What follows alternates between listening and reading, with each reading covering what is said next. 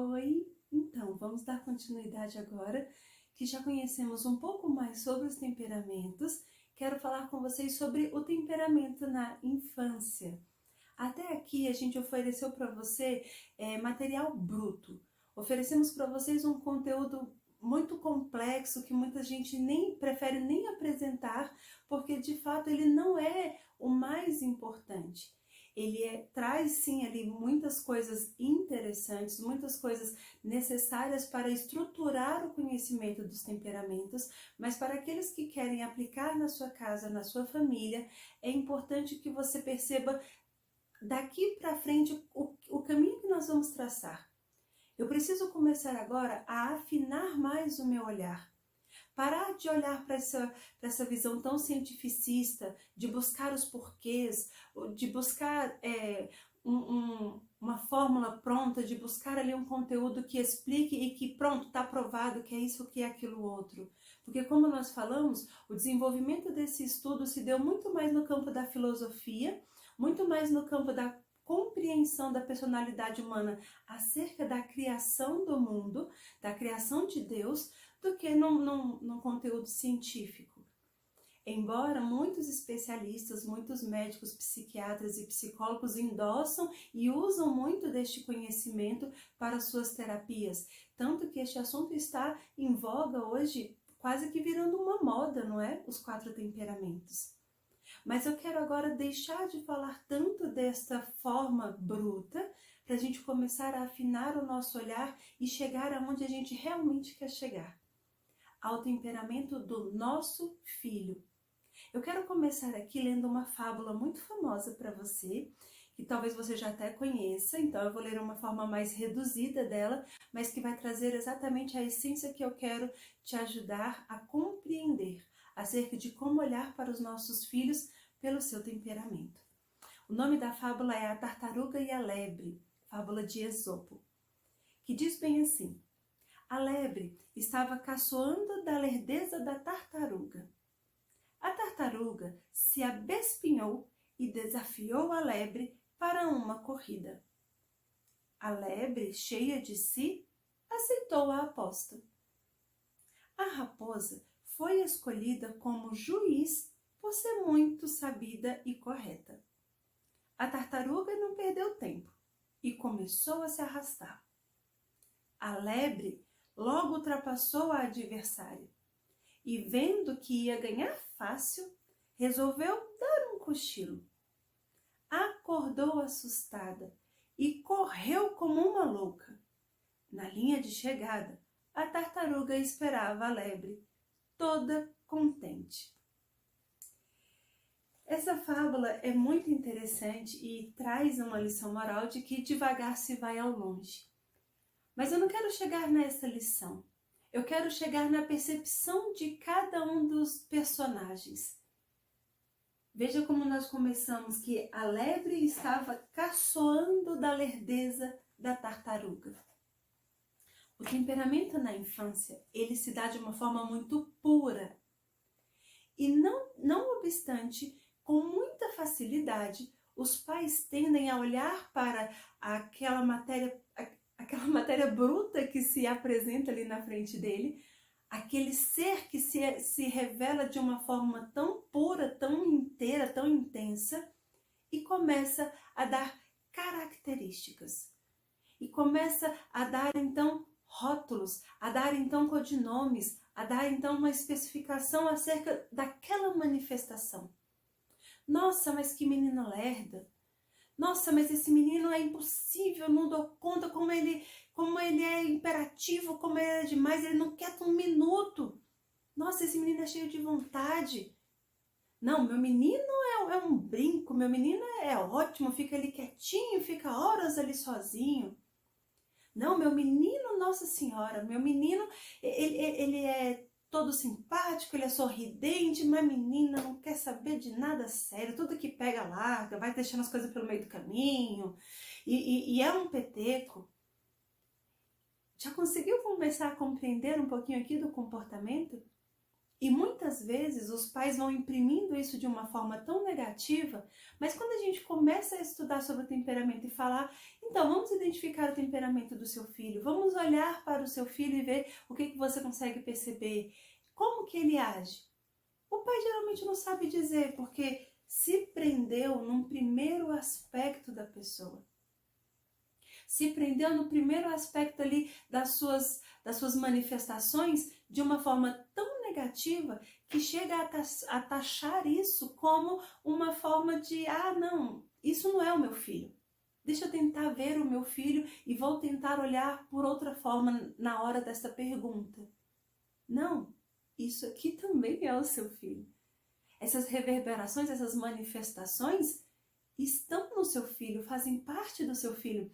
Lembra lá em Santo Agostinho, quando a gente leu que na infância ele já percebia que existia ali a manifestação das suas vontades?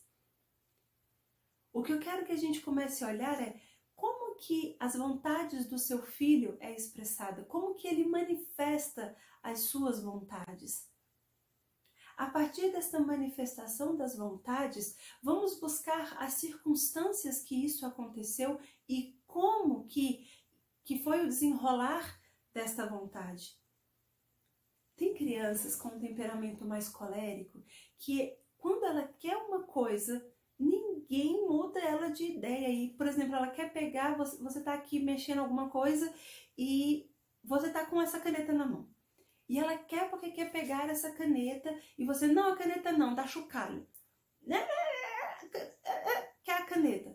Não, a caneta não, toma aqui um bombom. Vai lá, come o bombom, a caneta. Ela é determinada, ela sabe o que ela quer, mas ela também imprime a vontade dela acima da sua orientação, acima da sua negação. Você negou, mas eu quero. E isso começa a surgir desde as primeiras idades. A pergunta que não quer calar: a partir de que idade eu começo a perceber o temperamento do meu filho? Olha, se você olha bem para o seu filho, é capaz de você perceber até na idade ainda bebê, em meses. Você já vai percebendo como que é a manifestação, como que é o choro, como que é a intensidade de quando ele está com você, de quanto tempo ele consegue ficar sozinho, de qual é a independência dele para dormir ou para mamar. Mas ainda não estamos na hora dessa identificação. O que nós precisamos afinar é que bebê, 3 anos, 10 anos, 15 anos, você necessita de um olhar individualizado, um olhar demorado, um olhar profundo, para que você compreenda não só o temperamento, mas para além do temperamento, como a gente disse, para que você compreenda a existência de um mistério na sua frente, para que você compreenda que este mistério é uma pessoa dotada de corpo, alma e paixões, que nela carrega a concupiscência do pecado, que nela vai trazer algumas desordens ali na sua manifestação de choro, sim, mas que esta criança vai precisar então ser conhecida sobre essas realidades, vai precisar ser acolhida para se sentir aceita, para se sentir segura. Porque nenhuma criança vai se tornando mais aberta e mais livre se ela não se sentir segura, seja ela de qual temperamento for. Se ela não se sentir olhada, se ela não se sentir tocada, não vai despertar nela essa individualidade, essa pessoalidade ao qual a gente tem falado o tempo inteiro. Que é importante que eu ensine a minha criança sobre o seu temperamento para que ela cresça como pessoa, para que ela cresça mais livre, para que ela cresça mais virtuosa. Mas geralmente nós já queremos o resultado. Eu quero ajudar a minha criança a ser mais virtuosa. Eu quero ajudar o meu filho a ser mais livre. Mas eu quero o resultado. Então aqui a gente vai começar o caminho do princípio. Primeiro falamos das nossas constituições, trazendo sempre ali o contexto do temperamento, porque é este o tema pertinente. Teria muitas mais outras coisas, mas vamos focar, porque senão não tem aula que chegue.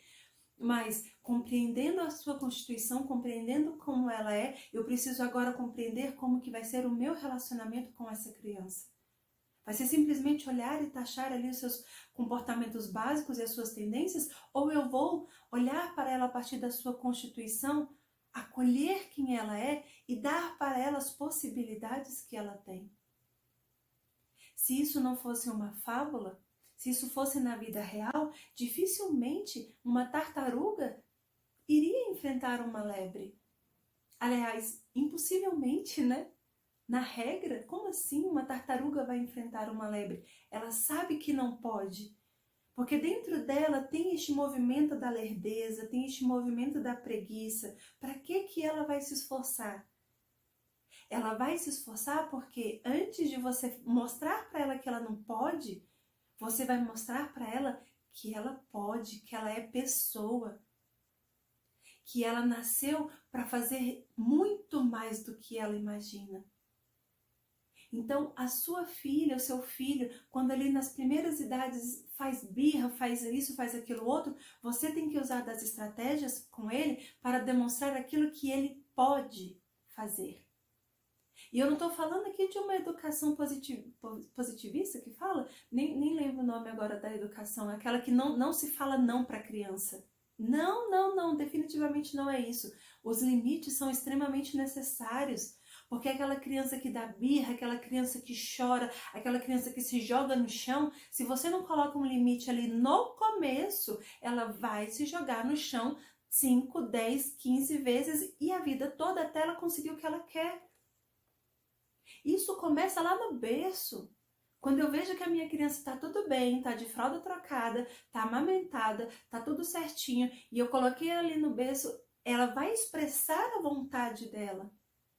Que é, não quero berço. Não, mas agora é teu horário de ficar no berço, você vai ficar no berço. Vai chorar, vai brigar, não sei o que lá. Não, mas eu não posso abandonar, eu não posso deixar. Você não está abandonando, você está educando, você está colocando ali algum certo limite. Mas ela não tem consciência de nada ainda.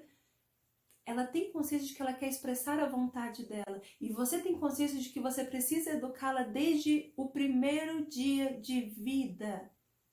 Eu lembro do meu primeiro filho, do Pedro Miguel, que ele mamava muito de uma vez e depois ele já queria passar imediatamente a noite inteira sem dormir. E eu fiquei, na época, orientada pelos médicos, preocupada, porque não tem que dar de 3 em 3 horas. E aí acordava o menino à noite, mexia com ele, tirava a roupinha dele para que ele pudesse acordar e mamar, porque ele precisava mamar. Era uma regra da qual eu tinha colocado. Ele queria dormir. E eu falava assim, não, mas se esse menino passar mal, vier acontecer alguma coisa, porque tinha uma explicação médica na época que hoje, pelo amor de Deus, eu não acordaria o meu filho. Mas assim eu fiz, porque era necessário. Do contrário também, quando era de dia, que queria dormir muito, não, vamos lá, vamos acordar, porque se você dormir muito de dia, vai trocar a noite pelo dia. Eu acordava ele na hora certa, agora é hora de ficar acordado. Quando eu via que não, o menino estava querendo dormir, eu ia lá, tirava a roupinha dele, vestia com ele, brincava com ele. Eu preciso te manter acordado. Na hora de dormir, dava mamar, fazia tudo o que tinha que fazer, colocava no berço para que ele pegasse no sono.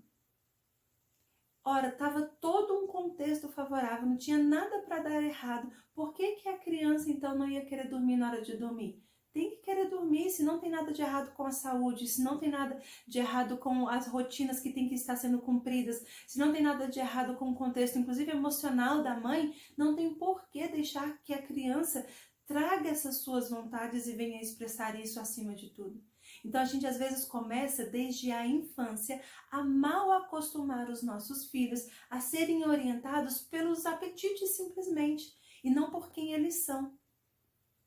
Então entenda que na infância o temperamento vem de uma forma muito pura, muito marcante. A gente consegue compreender isso muito cedo, mas a gente tem negligenciado o nosso olhar para os nossos filhos. E é este o nosso maior pecado. Mais do que a dificuldade que a gente possa ter de identificar o temperamento do nosso filho, é a gente identificar que ele é uma pessoa composta de corpo, alma e os seus apetites, que ele tem nele a marca do pecado original, que ele precisa ser educado e tratado por estas realidades desde seus primeiros dias de vida, e que ele vai trazer ali algumas impressões, a qual eu vou primeiramente administrar com estratégias e depois eu vou começar a dar para ele essa compreensão dos elementos. Então, Para você que está muito ansioso pelas idades, nós vamos chegar nisso, mas na primeira infância, você trata com estratégias exteriores. Na segunda infância, quando eles já estão ali adentrando na fala, no conhecimento das coisas, ali de 4 anos, de 3 para 4 anos aproximadamente, quando a fala já está mais estruturada, quando ele já está ali nos toques, no sentido, já está desenvolvendo um pouco mais de sentido, né, na sua conversa, você já pode começar a apresentar para ele os elementos. Faça-o pegar na terra. Faça-o sentir a água nos seus diversos aspectos. Faça-o perceber o ar. Nossa, olha o vento como está forte. Olha, respira, respira. Veja o movimento do ar, sopra a mãozinha. Vamos ver o ventilador como que é. Mãe, como é que vai fazer com fogo? Reza com seu filho perto da vela. Porque, impressionantemente, as crianças que têm um temperamento colérico já têm, desde o início, um apreço pelo fogo, uma apreciação pelo elemento do fogo. Reze com ele perto da vela. Converse com ele sobre histórias que tenham vulcões, sobre histórias de incêndios na floresta e alguém apagou. E nossa, como que faz com incêndio forte? A criança ela vai ouvindo isso e ela vai percebendo os impactos do fogo, só que você oferta isso para ela com mais marcação. E depois vai começando a fazer essa analogia de, nossa senhora, olha como que o fogo se comporta. Porque você sempre fala com ele do comportamento dele. Olha como que a água se comporta quando está gelada, quando ela vira um gelo. Por que ela ficou tão gelada, tão dura? Por que agora ela está tão quentinha? Qual que é melhor? Qual que dá mais prazer? Quando ela está muito dura? Quando ela está muito gelada? Quando ela está mais quentinha? E no frio, você gosta da água quentinha ou da água mais fria? E no calor? Para a criança perceber as possibilidades. Para a criança já começar a perceber, nossa, olha as variações que tem daquele elemento. E depois você vai começar ali com 5 para 6 anos a apresentar a história dos elementos, que nós vamos falar nas outras aulas. Com a criança já um pouco mais madura, ali dos seus entre 7, 8, 9 anos, a criança já tem uma maturidade que você já vai poder dizer, todos nós temos um traço de determinado elemento e nós vamos precisar administrar isso. Mas você foi construindo este caminho. Então, para você que está me assistindo, que tem bebê e que ainda não fez essa abordagem de temperamentos, olhe para o seu bebê. Olhe para ele e vai fazendo este caminho. Para você que já está com um filho um pouquinho maior, olhe para o seu filho também. Não vá com tanta ansiedade de revelar o temperamento e tratar somente o temperamento. Trate-o primeiro como pessoa. Olhe para ele, se aproxima dele. Perceba o seu temperamento, como que você se aproxima do seu filho. Talvez se você é colérica, você tem um temperamento colérico, você se aproxima do seu filho com mais praticidade, com mais distanciamento, não é aquela coisa tão, docinha, romântica, não, melosa, não, isso não precisa ser de você, mas sobre o seu temperamento existe uma pessoa, sobre essa posição do qual você marca tudo o que você faz na vida, existe uma maternidade. Então agora é necessário a gente voltar o nosso olhar para a nossa criança, para que a gente possa, a partir da criança, perceber o temperamento. Tá bom? Vamos desenvolvendo. Para agora, é isso que nós temos para refletir e após este exercício de olhar para o seu filho, avance para a próxima aula para a gente conversar mais sobre os elementos e sobre o olhar simbólico. Um grande abraço!